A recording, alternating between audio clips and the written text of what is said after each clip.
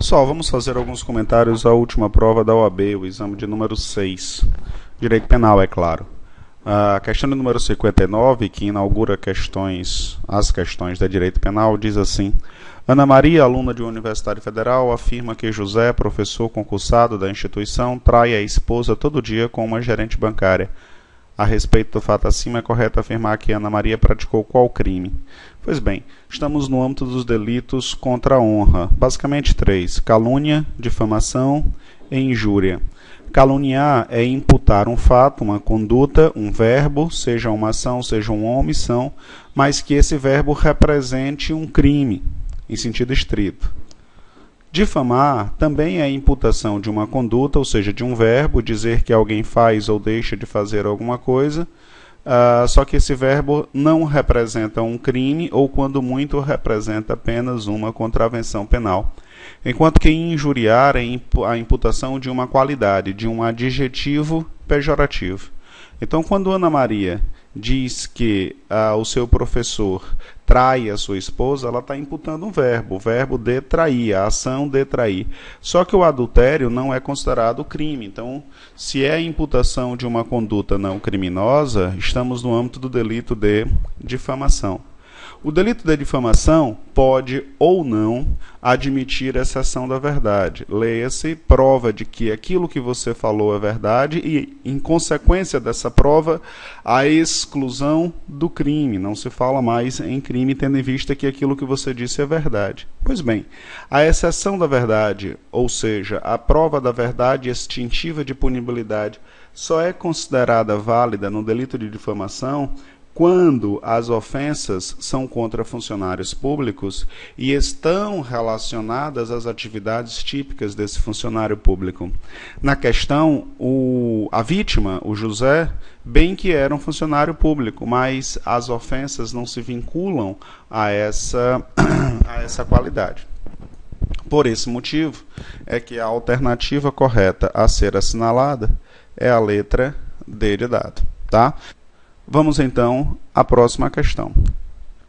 Na próxima questão, de número 60, José dispara 5 tiros de revólver contra Joaquim, jovem de 26 anos, que acaba de estuprar sua filha. Contudo, em decorrência de um problema de mira na arma, José erra seu alvo, vindo a atingir Rubens, um senhor de 30 anos de idade, ceifando-lhe a vida. A questão é bem simples, ela versa sobre o chamado erro de tipo acidental sobre a execução. O erro de tipo acidental sobre a execução. Erro de tipo que se prevê, está lá no artigo 73 do Código Penal, que por sua vez faz expressa referência ao artigo 20, parágrafo 3º, também do Código Penal.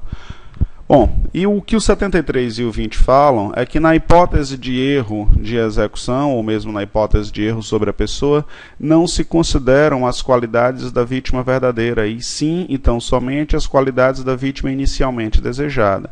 Por esse motivo, a alternativa que deve ser marcada é homicídio na sua forma consumada e privilegiada. A alternativa correta é a letra D de dado.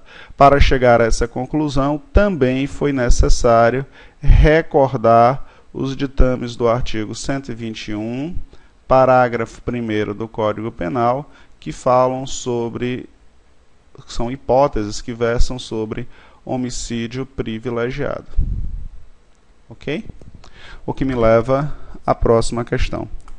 Na questão de número 61, Otelo objetiva matar Desdémora para ficar com o seguro de vida que essa havia feito em seu favor. Para tanto, desfere projétil de arma de fogo contra a vítima, causando-lhe a morte. Todavia, a bala atravessa o corpo de Desdémora e atinge Iago, que passa pelo local, causando-lhe lesões corporais. Considerando-se que Otelo praticou o crime de homicídio doloso qualificado em relação a Desdémora e que por tal crime recebeu uma pena de 12 anos de reclusão, bem como que praticou o crime de lesão corporal leve em relação a Iago, tendo recebido pena de 2 meses de reclusão, é correto afirmar o quê?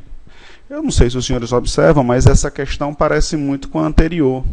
Ela também se resolve pela leitura do artigo 73 do Código Penal. Só que agora a segunda parte do artigo 73. Isso porque, diferente da questão anterior, não houve o erro absoluto em relação à vítima desejada. O sujeito não deixou de acertar Desdémora para acertar unicamente Iago. Ele acertou Desdémora e, em adição, Iago. Então ele responde por 2 delitos. E diz o artigo 73, segunda parte, que ele responde por 2 delitos, seguindo a regra do artigo 70 do Código Penal, que versa sobre concurso formal de crimes. Quando se fala sobre concurso formal de crimes, vou botar aqui embaixo. Quando se fala sobre concurso formal de crimes, a regra é o sistema da exasperação, onde se aplica uma só pena aumentada de 1/6 até a metade. Entretanto, quando esse sistema se mostrar prejudicial ao réu, ele cede lugar ao sistema do cúmulo material benéfico, o CMB, cúmulo material benéfico, que nada mais é do que a soma simples das penas.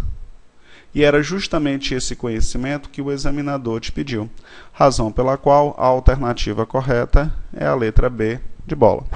Vamos então a mais uma questão. Questão de número 62, assim esclarece.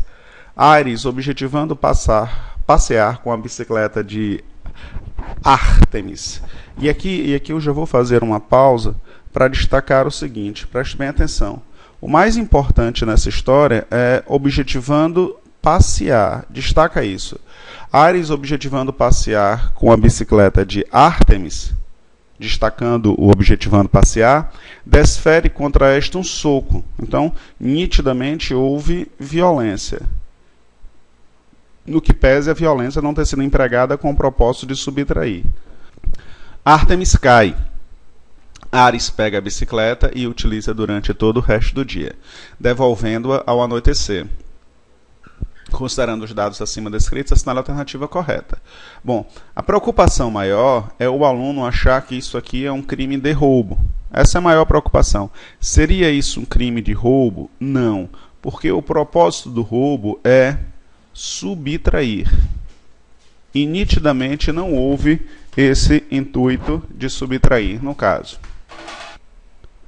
Ao contrário do que acontece no crime de roubo, existe um crime muito genérico no Código Penal chamado de constrangimento ilegal.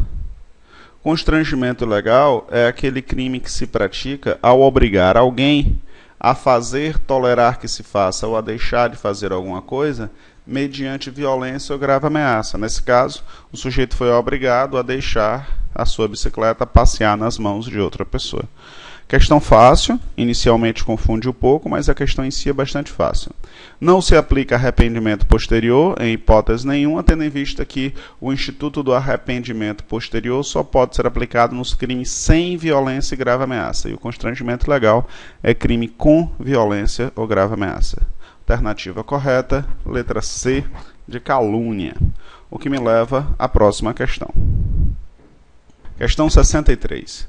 Nice estar em gozo de suspensão condicional da execução da pena. Durante o período de prova do referido benefício, Nice passou a figurar como indiciada em inquérito policial, em que se apurava eventual prática de tráfico de entorpecente. Então, a nossa querida amiga Nice passou a figurar como indiciada em inquérito policial. Ao saber de tal fato, o magistrado responsável decidiu por bem prorrogar o período de prova, tendo o caso narrado e consoante legislação pátria, é correto afirmar que... Bom, veja bem, a questão é bastante simples. Se a gente dá um pulo no Código Penal, lá no artigo 81, a gente vai ver que a prorrogação do prazo... Bora lá.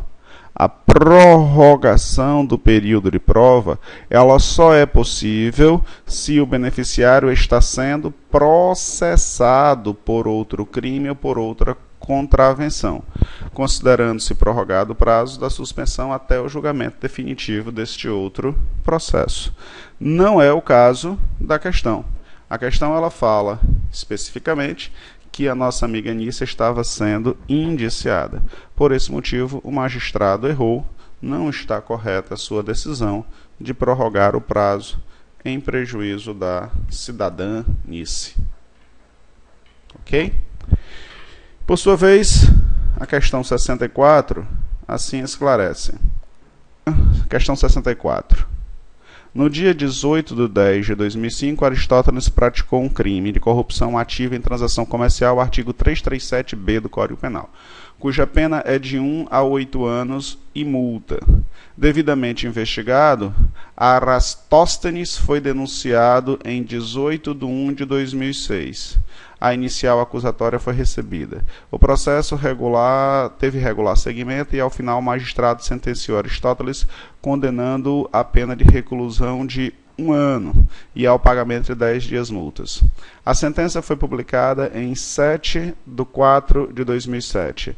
O Ministério Público não interpôs recurso, tendo tal sentença transitada em julgado para acusação. A defesa de Aristóteles, por sua vez, objetivava sua absolvição. Interpôs sucessivos recursos, até que no dia 15 de 5 de 2001, o processo ainda não havia tido seu definitivo julgamento, ou seja, não houve trânsito em julgado final, levando-se em conta as datas descritas e sabendo-se o que dispõe o artigo 109 do Código Penal, determine. Veja bem, o artigo 109 fala nos prazos prescricionais. Existem diversas espécies de prescrição. Particularmente, existe uma prescrição que nos interessa muito, uma que ocorre entre a data da publicação da sentença e a data do efetivo trânsito em julgado. E essa prescrição que ocorre entre uma data e outra chama-se prescrição da pretensão punitiva intercorrente ou superveniente ou outras tantas nomenclaturas que ela tem recebido pelos doutrinadores. Por esse motivo, se o prazo prescricional seria de apenas 4 anos, considerando-se que é calculado a partir da pena concretamente fixada em sentença, houve a extinção da punibilidade no caso de Aristóteles. O que nós temos agora é que achar a assertiva que versa sobre isso. E essa assertiva é justamente a alternativa C, quando se diz: ocorreu a prescrição da pretensão punitiva superveniente, que pressupõe o trânsito em julgado para acusação e leva em conta a pena concretamente fixada imposta em sentença. É isso, pessoal. Por hoje é só. Vejo vocês nos próximos comentários. Um abraço a todos e até mais.